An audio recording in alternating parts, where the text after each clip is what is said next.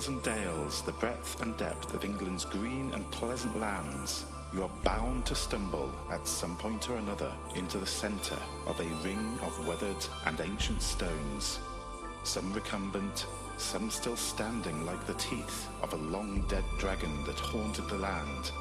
But who built them, and why? I have spoken to the serpent and listened to her words. Seen the lemon like its sound, what I heard.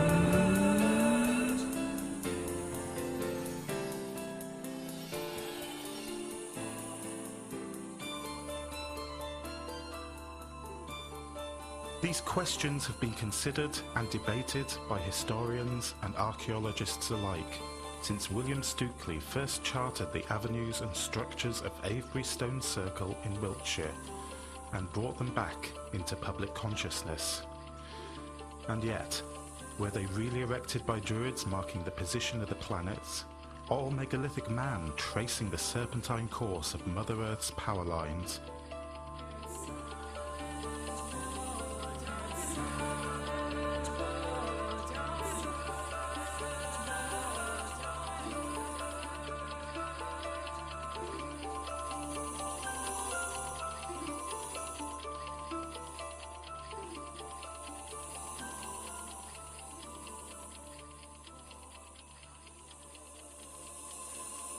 Crop circles, an apparently modern phenomenon, may hold the key to understanding these dragons and rings.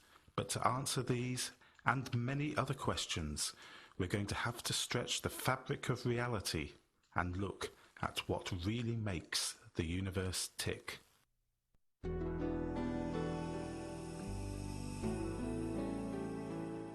In 1921, the rambling enthusiast, photographer and antiquarian Alfred Watkins had, as he put it, a flood of ancestral memory. He was looking at a map of his local Herefordshire when it occurred to him how ancient landmarks and prehistoric places appeared to be in a straight line.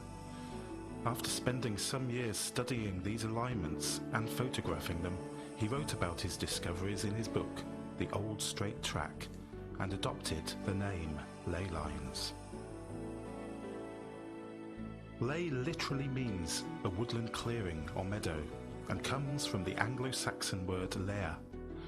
This has nothing to do with the current understanding of the phrase ley line, and yet maybe Watkins was onto something, because the word ley is etymologically linked to the word leot, meaning fire and light.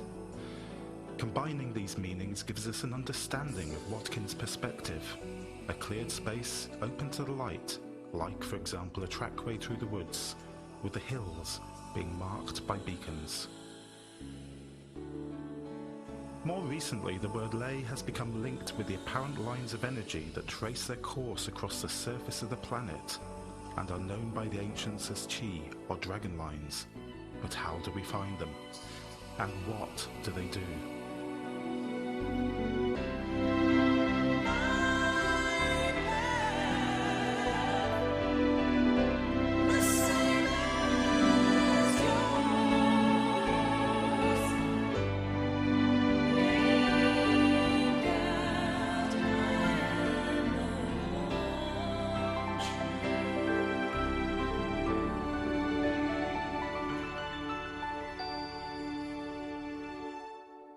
The most conventional way of detecting ley lines is through the archaic art of dowsing, but yet again we have blundered into a minefield of misinformation. Most dowsers use rods or pendulums as their stock-in-trade tools, though many ingenious devices have been developed or discovered that do the job as well or better.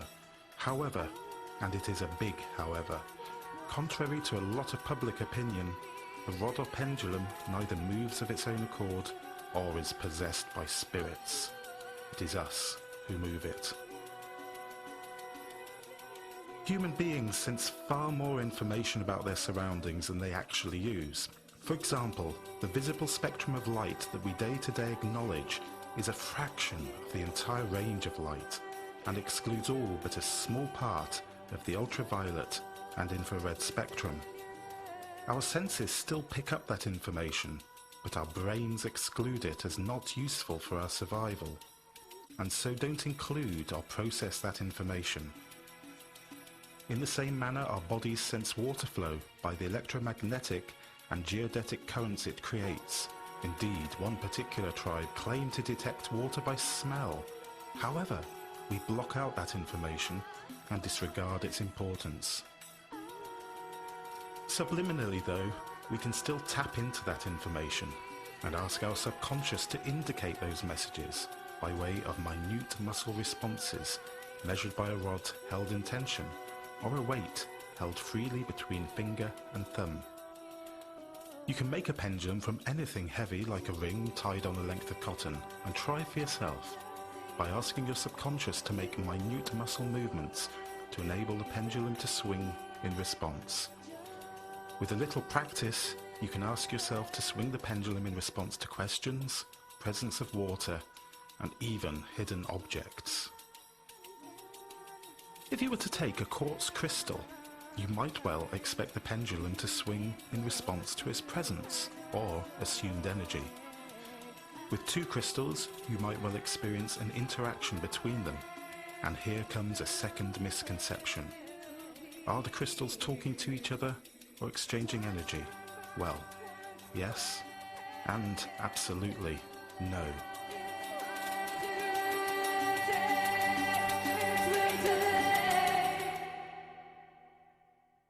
To have a better understanding of the processes involved in what we are observing, we first need to examine the work of the 20th century psychologist and scientist Wilhelm Reich.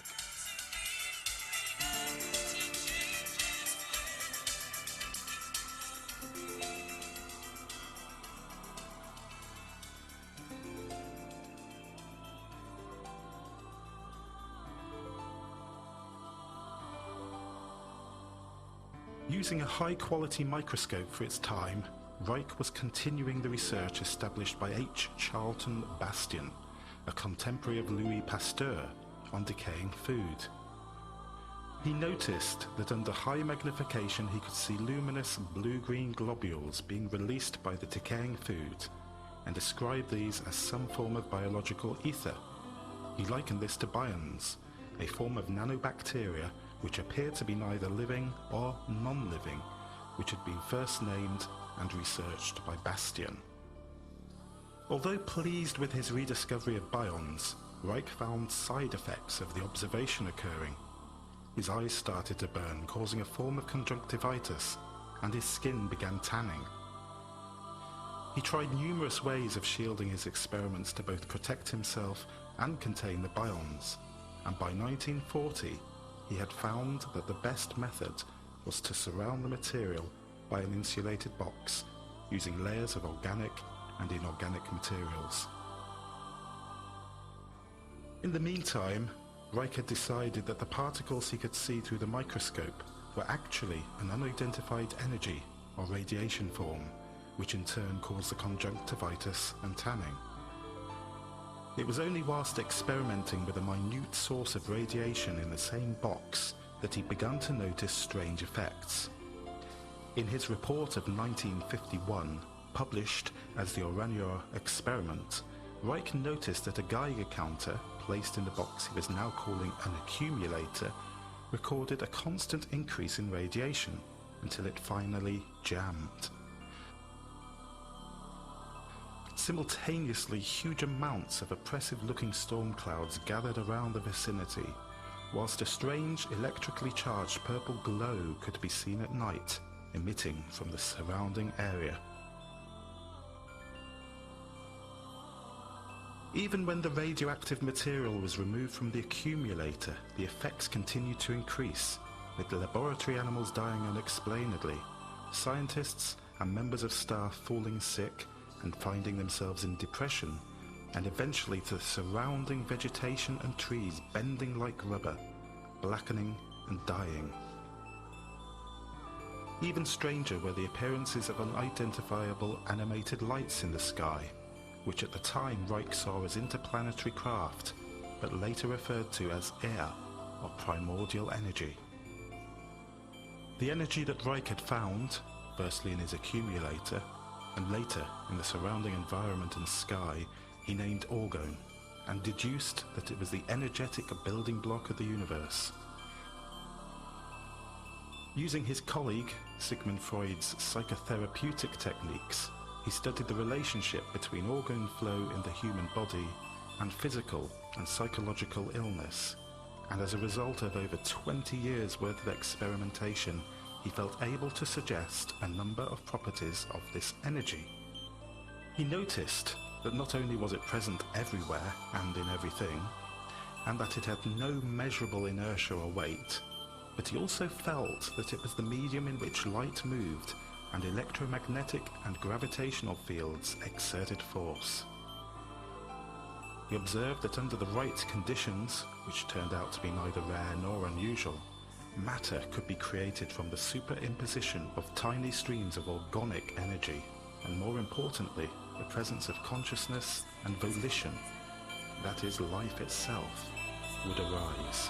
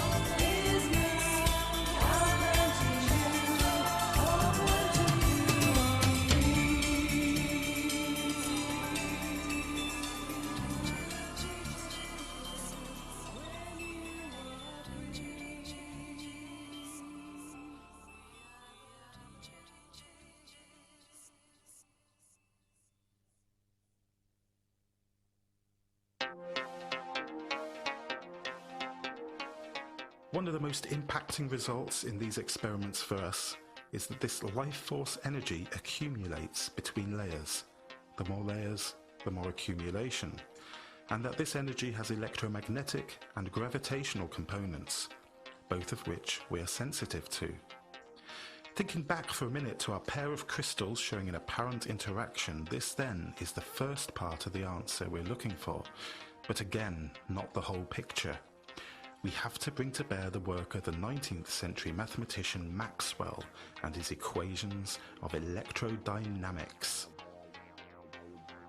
There are 4 versions of Maxwell's equations which are taught as standard to every physicist and engineer up to and indeed beyond higher level degree.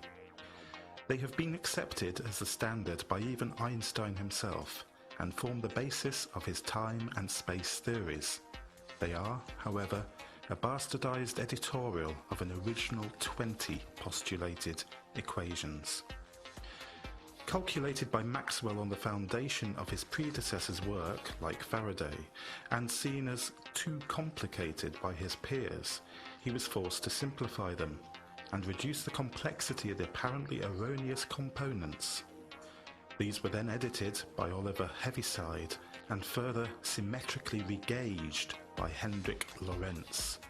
However, it is these so-called insignificant components that prove to be of most consequence in terms of how we evaluate our physical world, both with and without them. The most important of which is the fact that conventional science, based on the accepted Maxwell equations, measure time as a linear, step-frame element with gravitation and electromagneticism as separate parts operating in an inert time-space vacuum.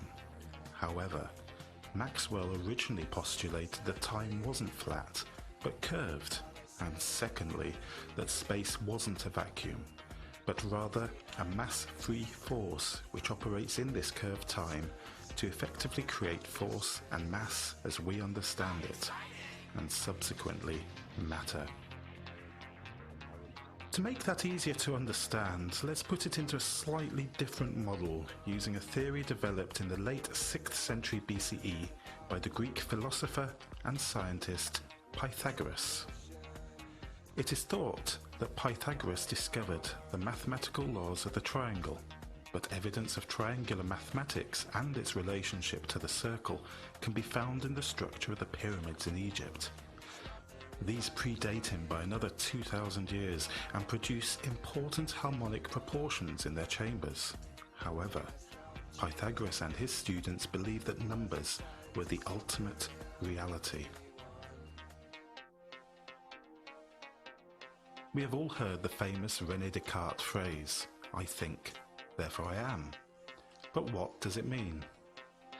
Every time we look in the mirror, we see a reflection of ourselves. Every time we listen to ourselves speak, we hear ourselves. Every time we touch a part of ourselves, we feel ourselves.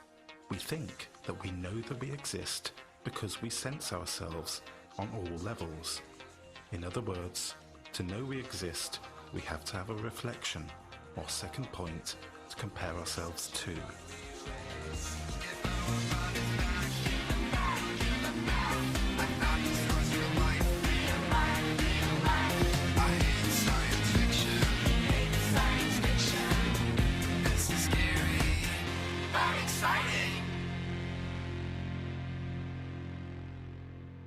The Pythagorean philosophy takes as a starting point for the universe a single, unique point that needs, or indeed generates, a second reference point to compare itself to.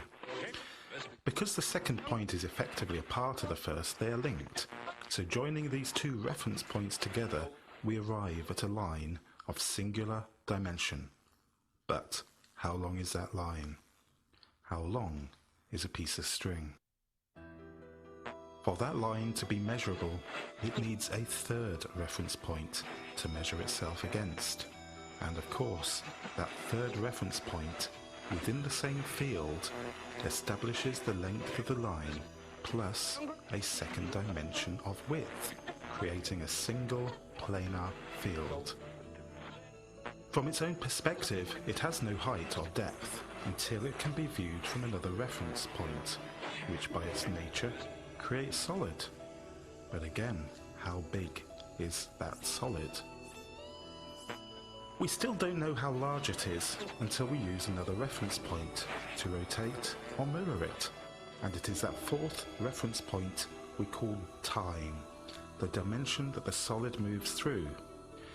With the awareness of time comes volition and relative movement in space, which, by the way, with the reproduction of units from a parent, the ability to perceive and react to the environment, and the evolution of the unit in the direction of higher development have been cited as the four main qualities that typify living things. This then defines the apparent limit of the human consciousness, as at this stage humankind has no reference point to establish the shape of time itself, and is merely able to see it as a series of snapshots arranged by the brain as best it can in a linear fashion. This leads to a number of thoughts and observations. Referring to the two-dimensional model that we can understand, imagine for a minute a group of beings whose perception leads them to see their world like a flat piece of paper with no apparent height. And imagine a pen lying on that paper representing a three or more dimensional being. How big would it appear to be? The answer is the size of the edge of the pen where it meets the paper. Now, if you stood the pen on its tip, touching the paper, how big would it seem? The size of the tip of the pen on the paper. If you stuck the pen through the paper, how big would it be? The size of the hole it makes going through the paper. And finally, if you held the pen away from the paper, how big would it appear to be? It wouldn't be visible to the two-dimensional beings at all. Our first observation then is that from our three-dimensional human perspective, beings that can operate in four or more dimensions only present the aspect of themselves that interacts in our three-dimensional perspective.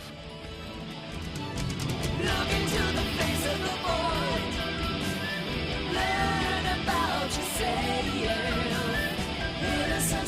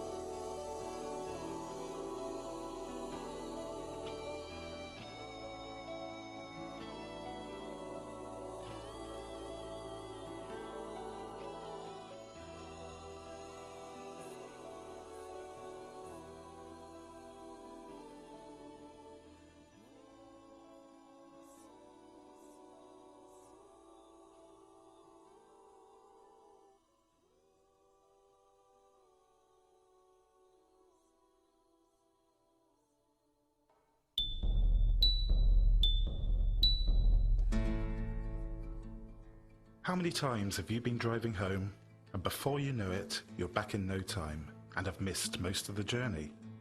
Conversely, how many times do you sit in a traffic jam for absolutely hours, moving at 0 miles an hour, tapping your fingers on the dashboard, check the clock, and find only 2 minutes has passed? Travelers, here we meet. To offer an explanation, let's go back to our imaginary two-dimensional piece of paper world and imagine two two-dimensional beings, Mike and Phil, in their two-dimensional cars at one side of the piece of paper. Both cars are identical, same construction, size, weight and engine. Both Mike and Phil start off from one side of the piece of paper and travel in an identically straight line at exactly the same speed and velocity and arrive at the other side of the piece of paper, except Phil gets there first. How can that be? Well, only being able to perceive the 2 dimensions of width and length, neither Phil nor Mike are aware of height, so neither of them notice that the piece of paper world is not flat, and rather is quite curvy, and for Mike to arrive last, he has actually taken the route that has the most dips and rises. This is a reasonably good model of time. Like a piece of paper or string, it rises and falls, and can indeed be bent back on itself, and forms all kinds of incredibly tortuous shapes. But, from our perspective, we can't see that, and our brains do their best to arrange it linearly. Secrets, there be one. The universe is open to all. Questions in the mind, answers rooted deep in our hearts.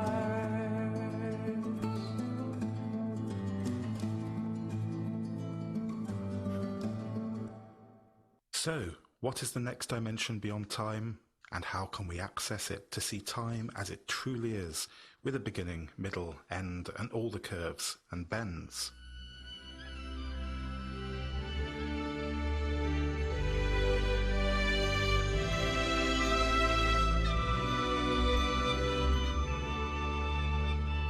To answer that, we need to go back to Maxwell, and note firstly that each new dimension is at a right angle rotation to the previous. Secondly, from Pythagoras, the extrapolation of dimensions would appear to be infinite, but most scientists who have studied this seem to agree that there are probably only 11. Thirdly, the next dimensions from time can be loosely grouped together as G, which is the mass-free force that acts on curved time to create matter, or what Reich referred to as Orgone. Hence, it can be seen in a simple way that it is this G that is the 6th point that defines time, and therefore relative space and reality as and beyond how we know it. Now we can go back to our 2 crystals with a new understanding of what is happening, and add some more variables and absolutes to the equations.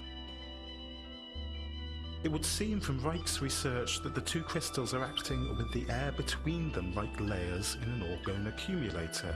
That is, they are drawing or creating energy within their own microsystem. This can be compared to what happens with something called a standing wave. All energy displays itself as a waveform with a frequency and length, and the length of a waveform that divides equally between the distance of 2 objects that acts as reflectors, bounces off one, meets itself coming back, and amplifies itself, thereby continually building up and creating a standing wave. This is how most musical instruments work. For example, in a flute, air is vibrated down a tube, and the holes in the tube are at precisely calculated length, such that they create a standing wave of sound at particular frequencies that represent particular notes. This doesn't just happen with sound, but light, current, magnetism, gravitational attraction, and so forth. In fact, we are being not only presented by a plethora of varying and different types of energy, but also standing waves which amplify that energy, and this is what seems to be happening with the two crystals. All substances act very differently with energy, and we know from the technology used in digital watches and computers that crystal has particular properties that work within these energy forms, and therefore acts upon them to manifest change. We noticed that each new dimension occurred at orthogonal right angles to the previous, and this is exactly what Maxwell observed. That just as, for example, a magnetic field in a wire is at right angles to the current flow, other fields and waveforms exist at concurrent dimensional right angles, all of which are merely an expression of the mass-free force of the universe acting on curved time. What this actually means is that these energies aren't then limited between the two crystals, but that they generate more lines of energy either side of the crystals, which you can discover by using your dowsing rod or pendulum.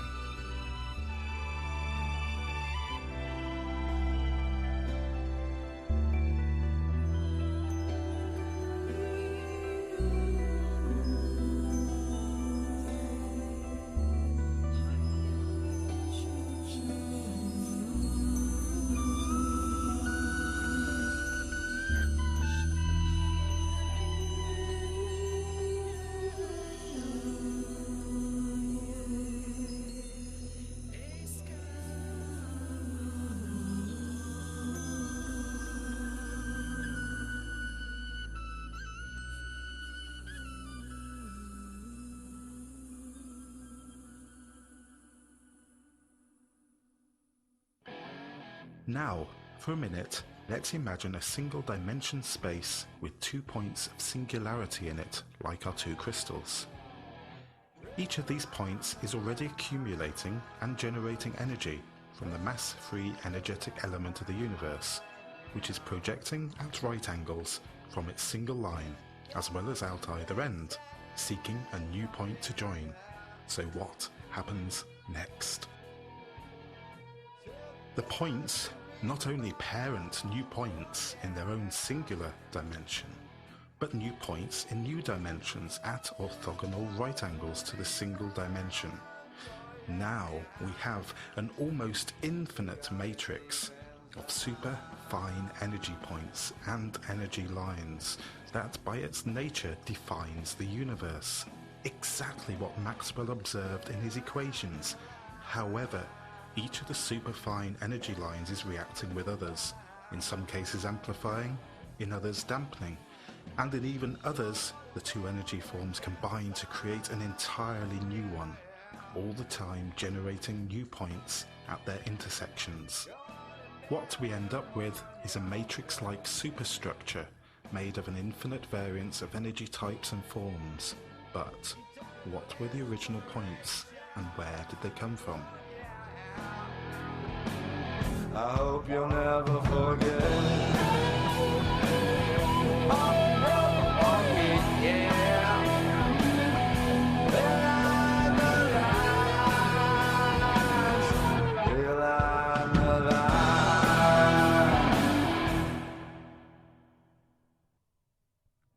To answer this, we have to look at a relatively new field of science called quantum theory. Quantum theory came out of the scientific drive to discover the smallest unit that was the building block of the universe as we know it.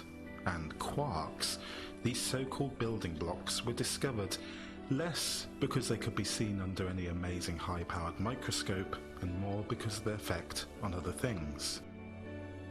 Two highly interesting points arise out of this research. The first being that quarks seem to act simultaneously like both a wave and a particle, and secondly, that they seem to react to the expectations of the experimenter. So, although the building blocks of the universe are matter, that is material, they are also pure energy, and therefore appear coincidentally, as Maxwell premised over 100 years before, as a direct result of the mass-free energetic component of the universe itself.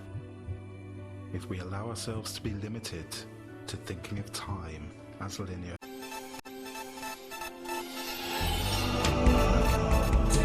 the earth you must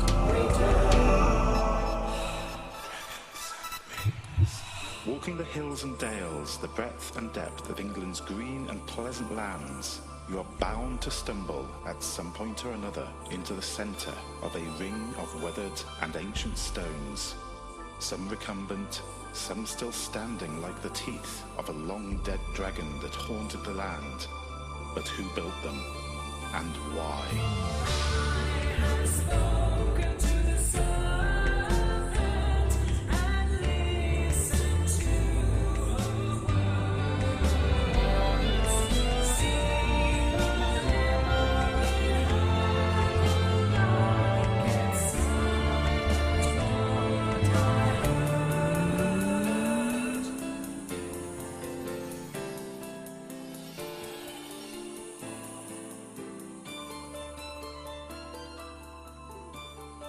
These questions have been considered and debated by historians and archaeologists alike since William Stukeley first charted the avenues and structures of Avebury Stone Circle in Wiltshire and brought them back into public consciousness. And yet, were they really erected by Druids marking the position of the planets, or megalithic man tracing the serpentine course of Mother Earth's power lines?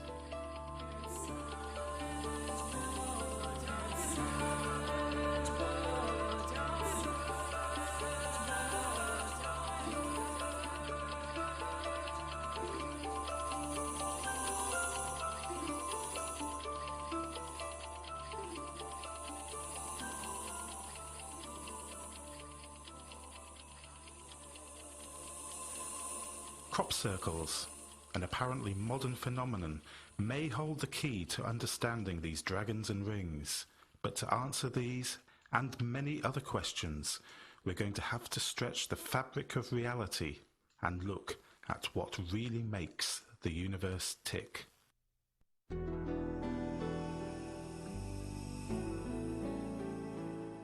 In 1921, the rambling enthusiast, photographer and antiquarian Alfred Watkins had, as he put it, a flood of ancestral memory. He was looking at a map of his local Herefordshire when it occurred to him how ancient landmarks and prehistoric places appeared to be in a straight line. After spending some years studying these alignments and photographing them, he wrote about his discoveries in his book, The Old Straight Track, and adopted the name Ley Lines. Ley literally means a woodland clearing or meadow, and comes from the Anglo-Saxon word lair. This has nothing to do with the current understanding of the phrase ley line, and yet maybe Watkins was onto something.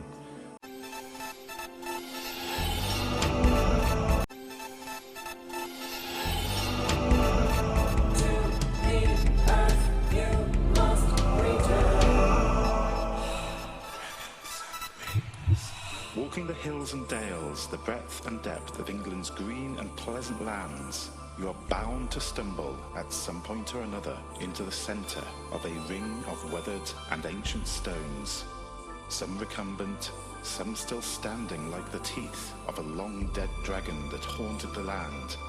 But who built them, and why? I have spoken to the serpent and listened to her words. See the memory like it's such what I heard.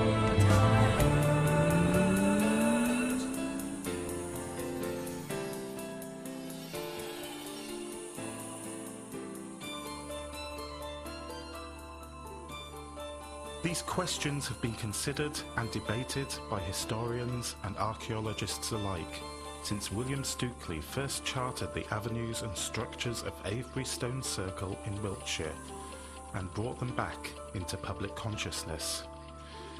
And yet, were they really erected by Druids marking the position of the planets, or megalithic man tracing the serpentine course of Mother Earth's power lines?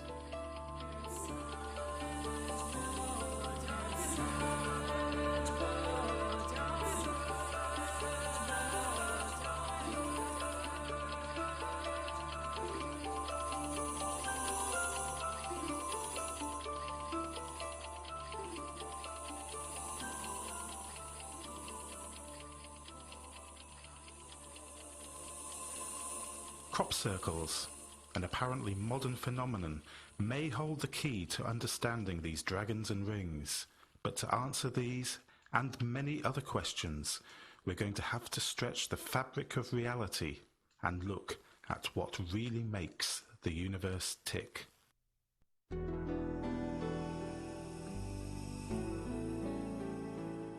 In 1921, the rambling enthusiast, photographer and antiquarian Alfred Watkins had, as he put it, a flood of ancestral memory.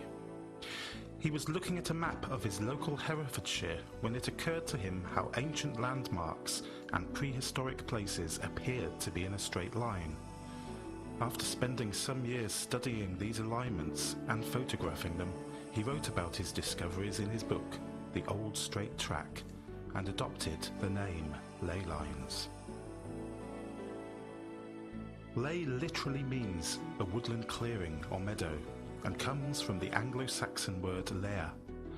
This has nothing to do with the current understanding of the phrase ley line, and yet maybe Watkins was onto something, because the word ley is etymologically linked to the word leot, meaning fire and light. Combining these meanings gives us an understanding of Watkins' perspective, a cleared space open to the light, like for example a trackway through the woods, with the hills being marked by beacons. More recently, the word ley has become linked with the apparent lines of energy that trace their course across the surface of the planet and are known by the ancients as chi or dragon lines. But how do we find them? And what do they do?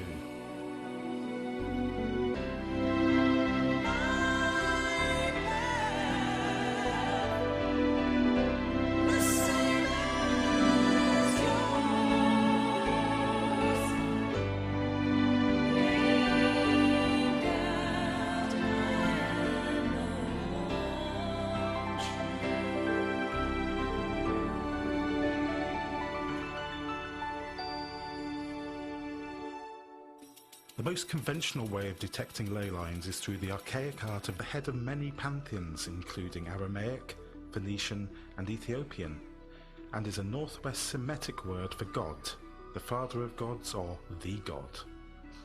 It is the root of many words, for example Elohim, the Hebrew for gods, El, the supreme god of the Canaanites, and Elos, the counterpart to the Greek Kronos, time. It finds its way into Celtic mythology in the form of the goddess Bellasima, the most brilliant, otherwise known as Bridget, the consort of Belinus, or Bel, the shining one.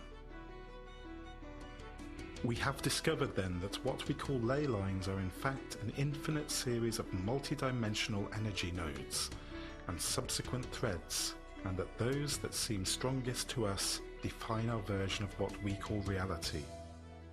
The Indian philosophers called this world that we see, literally, illusion. What happens then if we take our multidimensional interactive crystal nodes, scale them up into man-size and bigger crystalline stones, and insert them into this reality matrix of ley lines? Well, first of all, they become part of that matrix, creating new interactions. In the Reichian sense, they accumulate orgone or life energy between themselves, as well as further amplifying that by creating standing waves. These interact with the energetic matrix of the ley lines, creating further electromagnetic gravitational currents at orthogonal right angles, which reach out into space at all levels.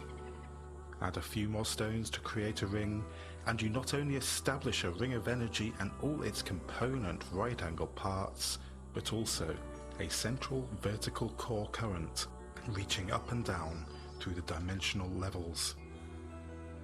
The stones themselves become a representation of the 3D reality we perceive, much like the Pythagorean dimensional points that define height, breadth and width, and in themselves act not only to define a sacred or special space within the multidimensional universe, but simultaneously lock it into this reality, as well as act as a multi-dimensional gateway to all other realities.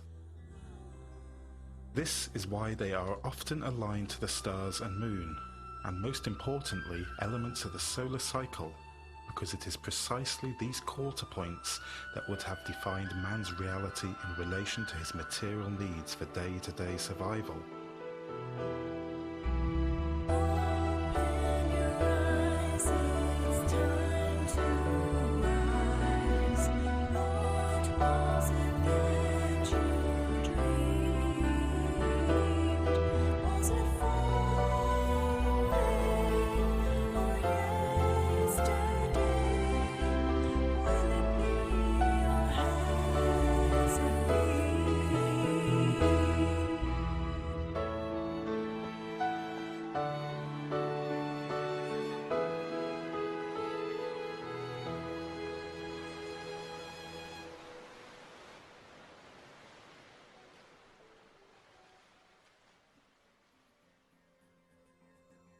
In the Pythagorean model, it is the next node of time that serves to determine how that 3D space interacts within the multidimensional universe. And we find the physical representation not a long way from a stone circle in the form of a king or keystone.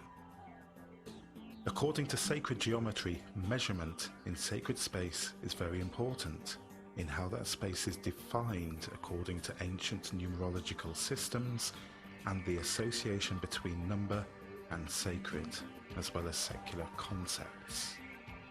What I believe is happening here is that the proportional dimensions of the space, defined by its component stone parts, create or amplify particular frequencies. Again, much in the same way that the relative position of holes in a tube creates sound frequencies when the tube is blown that correspond to a musical scale. The king or keystone fulfills a similar role in its interaction with the parent circle in defining how the circle can be used to access multi-dimensional space. Bearing in mind the intent of its creators and how the universe can be modelled on the thoughts and emotions of humans, it is possible to see that if man were so inclined and able to understand these harmonic relationships, they would be able to tune into the energy grid of the planet and choose very carefully those places to build not only stone circles, but other standing stones and other structures that were not only isolated multidimensional gateways, but also had an interaction between each of them, joining them into a massive, world-covered superstructure, like a gigantic, intergalactic computer.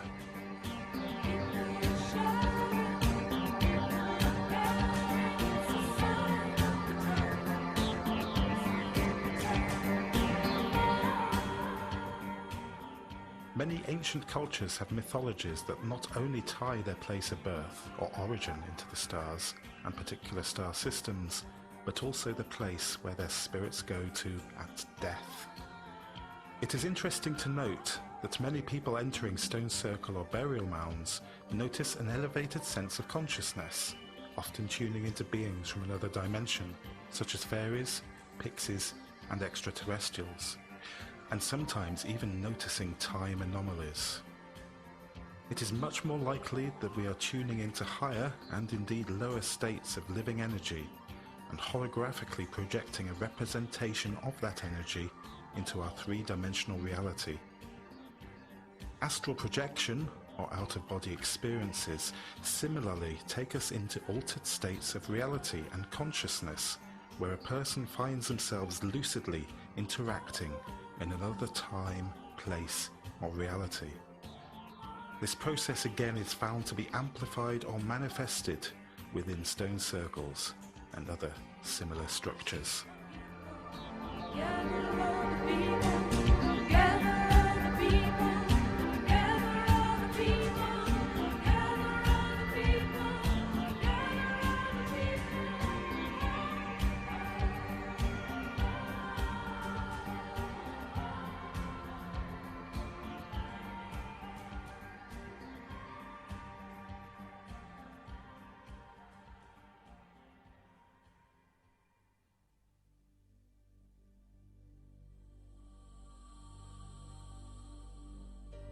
And now, we're back where we started, in the centre of a ring of ancient stones.